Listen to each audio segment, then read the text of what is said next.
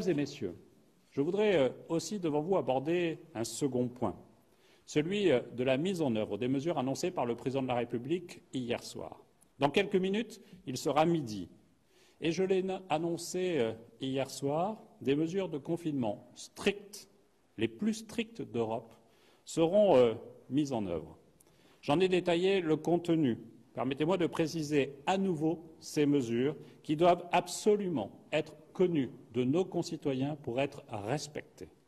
Les règles sont simples, mais la règle générale est plus simple encore. Restez chez vous. C'est ainsi que vous pourrez aider à stopper la propagation du virus. C'est ainsi que vous pourrez venir en aide à nos personnels soignants et à notre système de santé. C'est ainsi que vous serez des alliés de notre guerre contre le Covid-19. C'est pourquoi, à partir de midi, et pour une durée de 15 jours qui pourra être prolongée en fonction de l'évolution de la crise sanitaire, tous les déplacements doivent être réduits à leur strict minimum. Je le répète, restez chez vous. Car rester chez soi aujourd'hui et dans les prochains jours, c'est sauver des vies. Bien sûr, quelques exceptions peuvent être tolérées. Je les ai énoncées hier soir. Je les répète aujourd'hui, car nous avons besoin de cet instant de clarté et de pédagogie.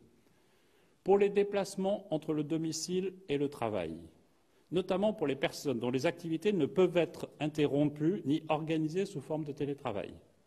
Pour faire des courses, pour les produits de première nécessité, c'est-à-dire la nourriture ou les produits d'hygiène. Pour des motifs de santé, évidemment.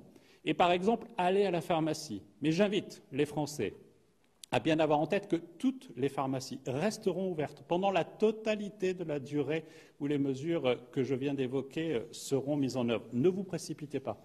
Dans les pharmacies, cela ne sert à rien et contribue au désordre aussi et menace le bon fonctionnement de notre système de pharmacie dans notre pays.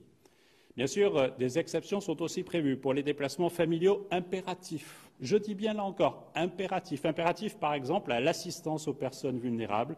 Et je citais aussi comme exemple hier soir celui de parents divorcés qui peuvent naturellement toujours aller chercher ou retrouver leur enfant. Et enfin, dernière exception, qui doit être bien comprise comme exceptionnelle, ce sont les déplacements très brefs à proximité immédiate du domicile, afin de faire du sport ou pour promener son chien. Il conviendra, je le répète, de limiter au maximum les sorties et toute activité collective. Elles restent et elles sont interdites. Pour vous donner quelques exemples concrets, le repas de famille, les dîners entre amis, le match de foot avec quelques amis, les retrouvailles pour une partie de cartes, tout ce qui peut paraître anodin en temps normal est interdit. Ça n'est pas seulement déconseillé, c'est interdit.